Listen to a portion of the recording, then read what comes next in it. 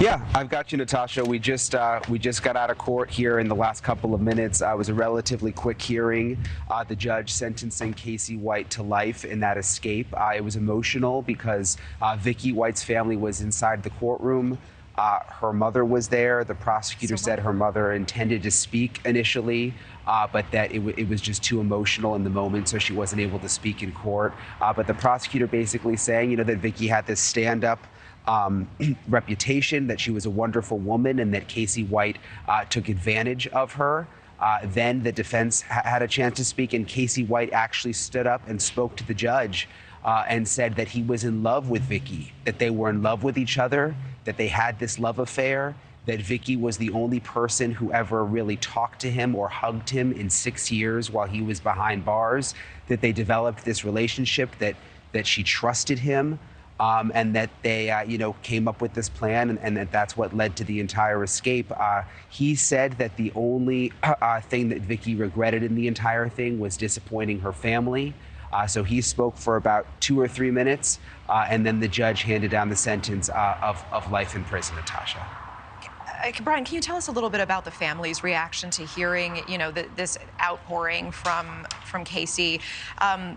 Certainly, you talk about the mom being too overcome with emotion to read the statement that she wanted to in court today and to say her piece. What is their reaction to him talking about hugging their daughter, about the relationship and how much he loved their daughter? Yeah, so Vicky's mom and I believe it was her sister and some other family members were seated right in the front there, sort of taking it all in. I had seen her mom before in the past covering the story, and you can just imagine what this was like for them. I mean, I've actually talked to her mom before, and this all came as such a shock to them when it happened. I mean, again, everyone we've talked to said Vicky was this upstanding woman. Even the former sheriff who just recently retired was just telling me again that all of this came as such a surprise that he still can't really believe what happened. There was even a deputy outside the court room this morning who I was chatting with who said Vicky was at one time her boss, and she still can't believe it, that it was totally out of character. And I took some notes here because Casey White's speech to the judge was a couple of minutes long. I want to read you a little bit of what he said. He said, "I feel like the most hated man in the world. I loved Vicky, and I wouldn't drag her name through the mud. We did fall in love. I love her with all my heart. She is the first person who showed me any affection in 6 years, first person that I hugged in 6 years, first person who believed in me in 6 years."